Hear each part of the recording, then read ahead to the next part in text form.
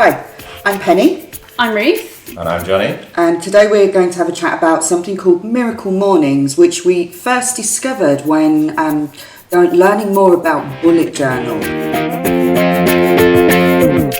Miracle Mornings, in its essence, is a system by which you, from the moment of waking up, a set routine that you do, and it makes your day super, super productive. And as always, we've got varying levels of success with it. So we're going to share with you, first of all, the process of how Miracle Mornings work, how each of us have applied it, and to what level of consistency.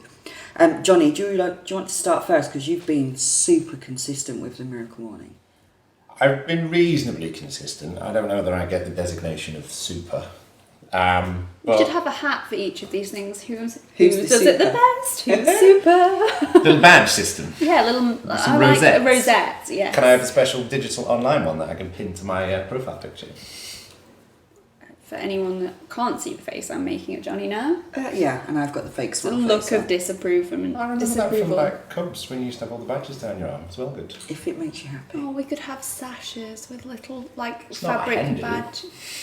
This Anyway. is not Miracle Sorry, Morning. explain Miracle Morning. Totally off topic. So, Miracle Morning, I have been reasonable at doing. It's probably kind of my version of it because it's quite specific in what it is. And although I have read / listened to the book, I am not entirely 100% of a fan of the way that it's written and the kind of way it presents itself. Not wanting to stereotype too badly, but you can tell it's been written by an American. And he kind of pushes it out to the limits of the stereotype of that. Not that all Americans are like that by any way, shape or form. But it breaks down basically into 6 areas of things that you do in the morning. And they are meditation, positive affirmation, visualization, exercise, reading, and some sort of journal type reflection element. An exercise. Exercise is part of the Miracle Morning, yeah? Oh, yeah. And I would say that when I have been doing it consistently, which I have done for reasonable sections of time, my minimum Miracle Morning, because obviously, which we're going to talk about, is about how you actually fit it into your day. My minimum Miracle Morning is to do my meditation, which I use Headspace for, which we'll talk about a bit, and we've got a separate podcast on that coming up. I do my positive affirmation stuff, and I do my visualization stuff. And then if I can, I fit in the other elements, but not always first thing in the morning. But I try and do those first 3 things in the morning because the way it sets your day up, I find really beneficial. Yeah, so what do you do for each of those things? So I came across this when Penny told me about it, and I started implementing it, and I did it for a few weeks straight every single morning. And it was to do with, because I never did them in the right order, but it was to do with like getting up and you like drunk some water, I believe. It was like hydration and Pint of water first thing, brush your teeth. yeah, and then there was this whole idea of actually getting up and out of bed, which was I found very beneficial. And it doesn't tend to be water that drags me out of bed; it tends to be coffee. But I thought that was really quite beneficial. So, what do you do for each of your different parts of Miracle Morning? So yeah, the idea is that you focus on a really simple, achievable task that helps you get out of bed and do something without having to effectively face your entire day. So the idea is that you get up and brush your teeth first thing and drink a pint of water. Which I think is a great way to start a day anyway, right? Yeah, totally. And for me, I then do usually, while I'm brushing my teeth, the kettle is boiling and I make myself a coffee and green tea. And I sit down to do my meditation, which as someone who has read lots about meditation in the past, and before Penny had pointed out Miracle Morning, I had already started doing meditation, but using an app called Headspace, which is really effective guided meditation that helps you get into meditation without having to fully understand everything about it, because you just get to have a go at it straight away. So I do my Headspace first, sat in my armchair in my bedroom, and then that probably takes me 12-15 minutes, and then when I come out of that, I have a set of positive affirmations, which is again something that I've worked on for many years without them knowing that they were called positive affirmations. So I have a file in Evernote that I use to read them from. I also have a track that I play in the background while I'm reading them, so I anchor those positive affirmations with some music so that it reinforces what I'm doing, and then I do my visualization stuff, which is basically just sitting and thinking and imagining and picturing in as much vivid detail about things that I want to happen in the future or directions that I want to go in. Whereas my miracle morning is kind of, I started off doing it exactly the way it's spoken about in Miracle Morning, and save yourself a whole load of time, people. If you access Blinkist, Blinkist, and look it up on there. The book's really hard going, but it's really, really good on Blinkist, and it's like a 15-minute read. Probably worth mentioning that Blinkist is an app that also works as a web app that basically people read books and then do a summary for you. So you can read a book in about 15 pages that someone's written a summary that gives you the essence of what the book is about. I also found something really useful, which was like the Miracle Morning in 6 minutes, because when I first started, there was lots of discussion about how long it should take. And I think I just Googled Miracle Morning and found this like Miracle Morning in 6 minutes. And I found that was really, really helpful. I will try and find it, because I think that's how I started off doing my Miracle Morning, because I felt, well, I can't commit to lots and lots of time, or I didn't feel I could. So let's try this whole like Miracle Morning in 6 minutes. Okay, so I kind of, when I first started, I was doing full-on Miracle Mornings, and I was loving it so much, but it was essentially taking me too long, like 2 hours. And whilst I really enjoyed it, I did think that's a little bit over the top. It's essentially, it's like get up straight away, clean teeth, down water,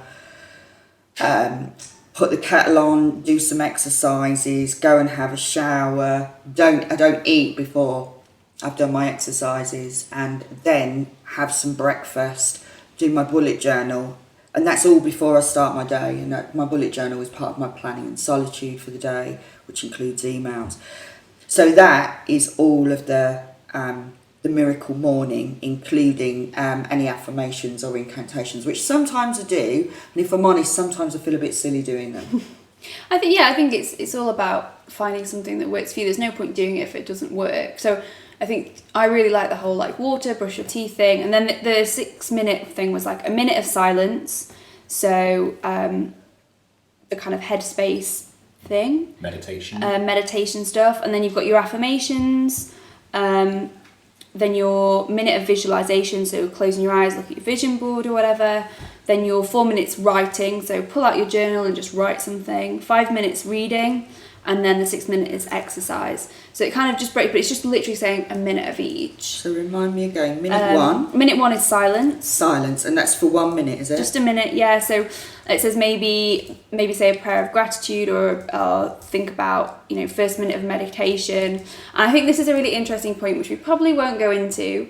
Me and Johnny have very different views on this, to do with like meditation and prayer. Johnny's pretending to shoot himself in the head. For those of you that can't see this. But I Never work with children, animals, religion, discuss I'm just saying, I'm just putting the option out there that if you are religious, that meditation could be prayer, and you can think what you want with that. Minute 2, affirmations. So this is a little bit of a very interestingly written article, but remind you of your unlimited potential and your most important priorities. And then you've got your visualization for your minute 3. So looking at your goals, see, how do you visualize the day going? Minute 4, scribing. So just literally pull out your journal, start writing, write some things down, do your to-do list, put some nice things down on paper. Minute 5, reading. So invest 1 minute in reading a page or 2 of something useful or inspiring. And minute 6, exercise. So just jumping jacks for 60 seconds, or, doing a few press-ups or something.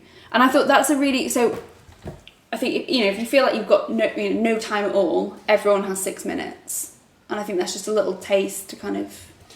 I think, when you first mentioned that, I didn't think I'd read it, but yeah, I've definitely seen that as well. And I think it is a really good way of doing it, because I think one of the trickiest things with this is fitting it into your day, because when you break down those 6 elements and you do them properly.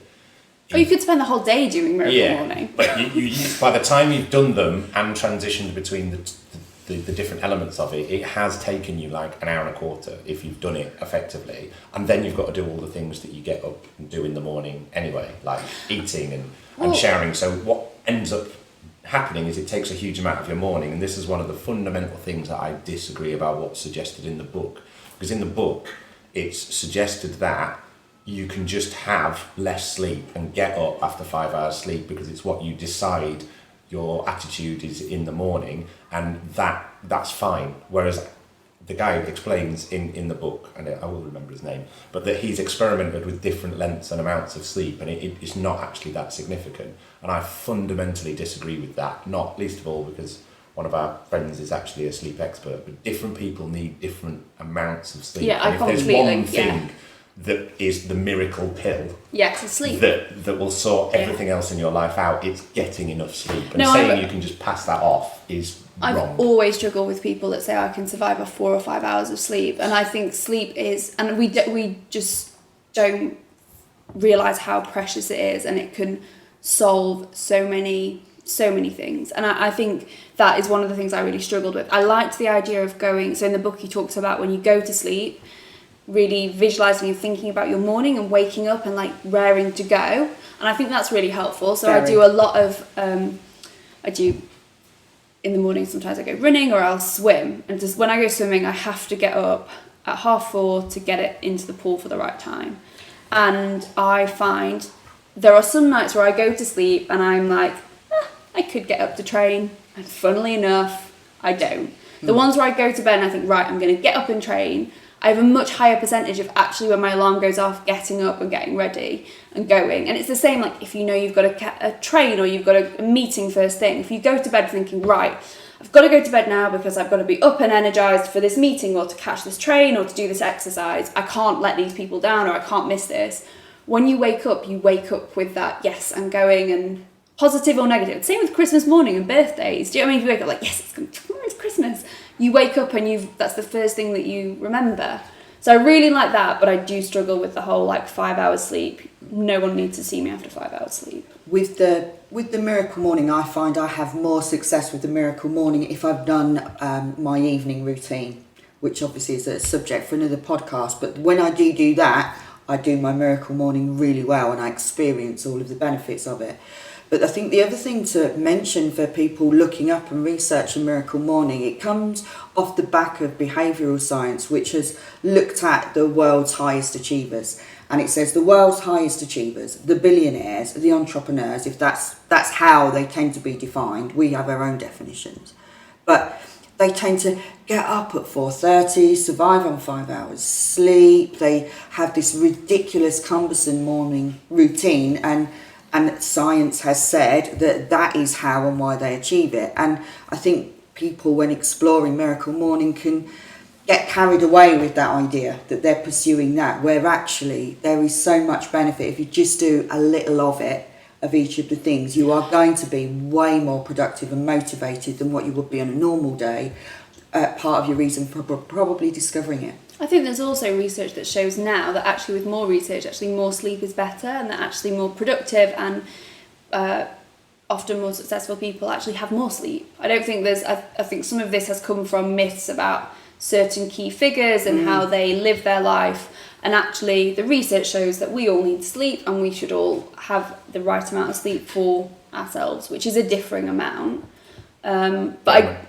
I was going to say very much so. It'd probably be worth getting James in and doing an interview, actually, because one of the things that he says is that a lot of people who are famous for surviving on not very much sleep, like the Margaret Thatchers and stuff of this world, that got by on 4 hours sleep, they do survive on 4 hours sleep for 20 or 30 years of their life, and then end up having horrendous debilitating mental diseases in their older age, because they've basically pushed themselves so hard. Each night you don't refresh and filter and process everything in your mind, and you build up the level of chemicals and you cause the aggravation that means that you end up with all these massively debilitating mental diseases in your older age, and you don't have an older age. So yes, well done for being some people's version of success and getting by on very little sleep, but actually you are systematically killing yourself. That's, because and I'm trying to think back how old I was, 15 I would have been, I passed out in the shower and actually bruised part of my brain, not very significantly, but enough that it affected the way that I heard things and all the rest of it. And there wasn't, well, I was told there wasn't long-term damage. Might explain a lot to some people, and he's giggling. But I found the one thing that I had to do more of was sleep. I wasn't allowed to look at a computer screen for, a good few weeks. All I did was sleep and eat, and I was allowed, my mum would let me listen to, half an hour's radio at some point in the day. But I needed a lot of sleep, and I had a friend whose daughter had a much more severe brain injury, and he said for the 5 years after that, she needed to sleep more, and she also found that she got ill more. And I would say probably up to the age of 15, I never really picked up the colds or the, do you know what I mean? I would still get ill, but not to the degree that I found I did afterwards. So I think sleep really affects your brain and the way that your body can function. And since having that, I've always needed probably more sleep than other people. And for all you lovely listeners, if you suddenly wonder why we're talking about sleep on a Miracle Morning podcast, I think that the summary of that is one of the things we discovered in pursuing the Miracle Morning and this almost, if you like, unobtainable goal of the ridiculously getting up early. We've discovered a lot of benefits of it, but the other thing that has led us to is a greater appreciation and understanding of sleep, and not necessarily to believe all the hype. And we are each successful in our own rights, and that's not because we get up at 4:30 and we do an hour's gym and an hour's incantations. And if we look at Ruth's 6 minutes, there is a risk of that being 6 hours. But I think keep it real and take from it. Try the whole thing, but then take from it the bits that really work and really get you going. I think everything doesn't have to be the same amount. So I know from experience, if I get up and I swim in the morning, yes, I'm much more effective throughout the rest of the day, but I do drop off at some point. My energy dips. If I do half an hour exercise, the other things might only be a minute or 5 minutes. You don't have to spend the same amount of time on every aspect. Some people benefit from different parts of that. For them, the meditation is the thing that helps. For others, it might be the reflection. For others, it's the reading. Different people need different things to feel like they're prepared for the day. So I think as well, don't look at it and go, well, I have to spend the same amount of time on everything. It's just about having those elements. And I think they are a good summary. It's a kind of full body warm-up, essentially. That's what you're doing. And, as a swimmer, you wouldn't just get in the pool and race. You perceive your day as getting up there and doing something really important. You would have this warm-up, and I think that's what I see Miracle Morning as, is it's your warm-up, but you also need to know what you need to do to warm up. Yeah, I think we're at risk of sounding like we actually dislike Miracle Morning, but we're not. We really like it. It's just that we wouldn't do it to the extreme level in Hal Elrod, who was the founding father of Miracle Morning, wouldn't do it to the extreme that is taught, but find your own way. So I think it might be nice if we recapped now and spoke about would you still do it, would you recommend it, and what your best takeaways from it in terms of the positives, what you would recommend someone else to do. Johnny? Well, I think what you've said is very true. And obviously the person that wrote the book effectively dedicated themselves to this, and I think that's fine if you have the ability to implement it because you control enough of your life. But if you've got kids or you have to be somewhere for a certain time, integrating it into your day, I would imagine, is very, very hard. But for me, exactly what you were saying, Ruth, that the 6 key elements of it are the things that I have found the most beneficial. So what would you recommend? And I do those bits at different points through the day. So the bits that I would recommend are the headspace, the visualization, the incantations, which I find are really beneficial in the morning. Sorry, when you say incantations, I always think of Harry Potter. Wingardium Leviosa.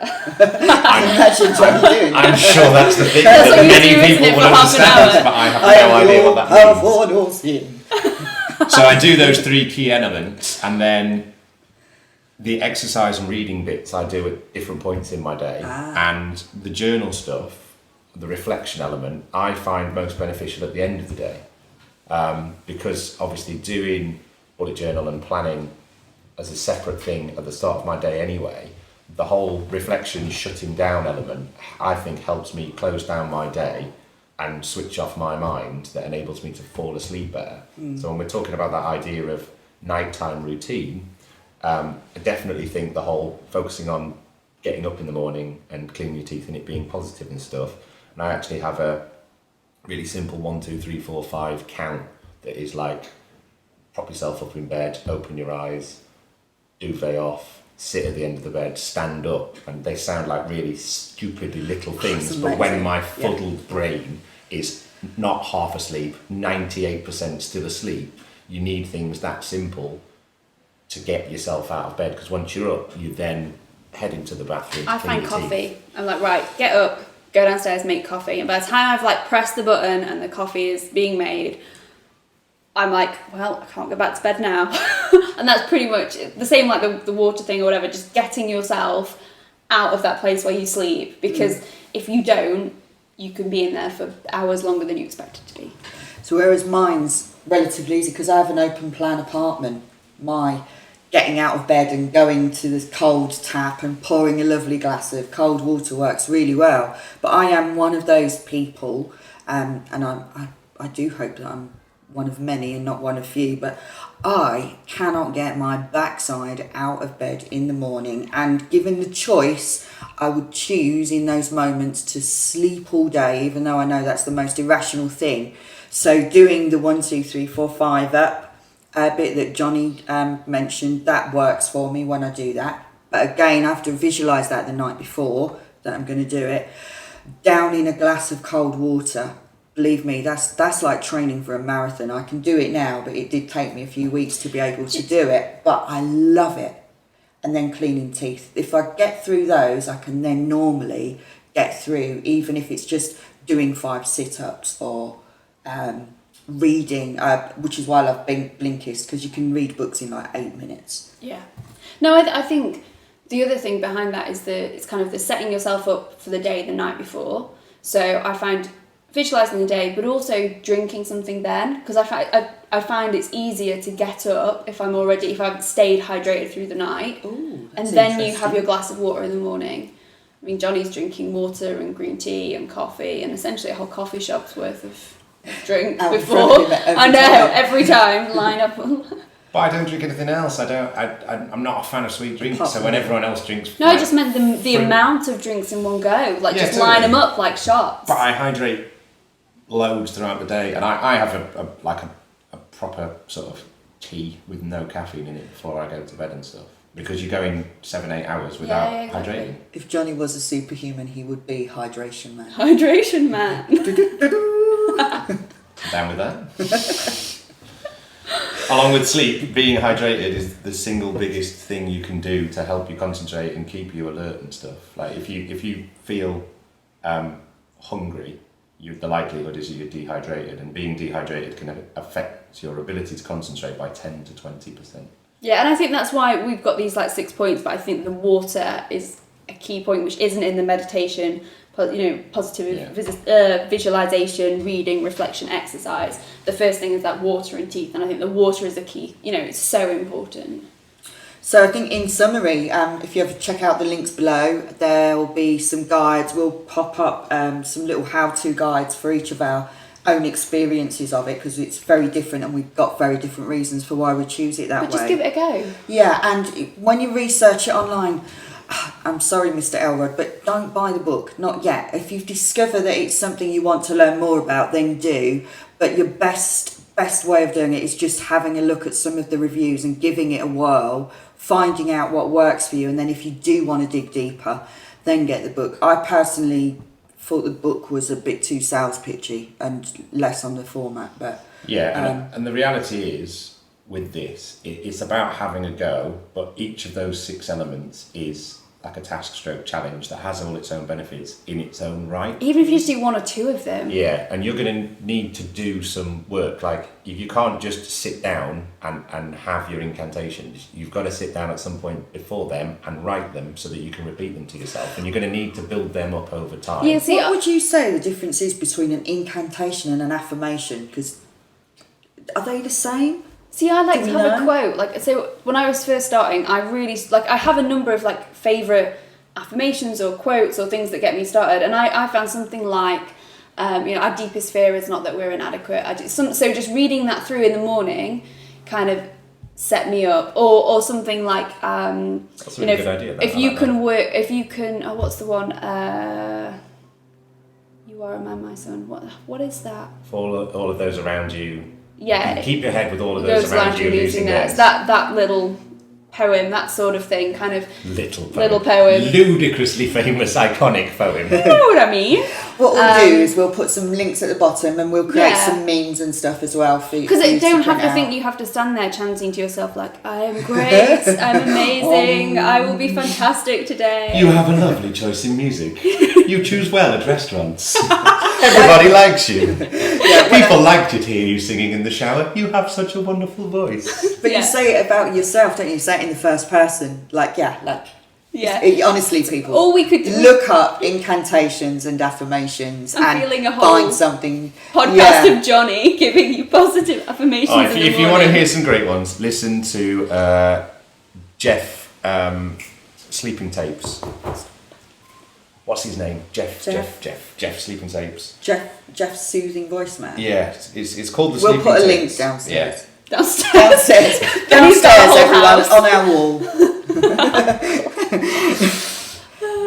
We'll send you some links, but don't get scared by the whole affirmations, incantations part of it. It's just planning ahead a bit, and I think that's why the headspace stuff is so great. You don't need to work out what you're going to do to meditate. You just sit down, whack it on, And they listen talk you to through it. and they talk you through it. And I really like that suggestion of just, when you're getting started, have your favourite quote or a thing that does motivate you. I think that's a really good way of getting into affirmations or incantations or whatever we're calling them. And again, the exercise element, plan just doing a little bit. I mean, there's a really great thing we'll also put a link to about this idea is that you start with 1 push-up a day, and then you do 2 push-ups on the second day and 3 on the third day. So you Cumulative push-ups, oh my word. which obviously I got to 3. could get intense, but if all you've But got if to you're look Penny, you get to 3 and it's fine. yeah, and also if the first miracle morning your intention is to do 1 push-up, that's cool. But in my head, I've imagined I've done 100, and there is a lot to the placebo Oh, there is. effect. I'm totally Yes. up for sitting in a chair and imagining you've gone for a run. The imaginary gym. Coming. Anyway, that's another podcast. Yeah. It certainly is. And it's again with the Blinkist stuff, is that you can go on there and, like you say, you can read a book in a few minutes, or if it didn't work out because you had other stuff to do, there's often audio book versions that you can listen to while you were making your breakfast. So there's other ways in which you can slot these things in. these things into your But day. have a look and see how many you can slot in. And we'll put a full list of apps and resources and create some of our own downstairs. Downstairs, as Penny now calls it. But fantastic. And we look forward to hearing how you all get on. Bye.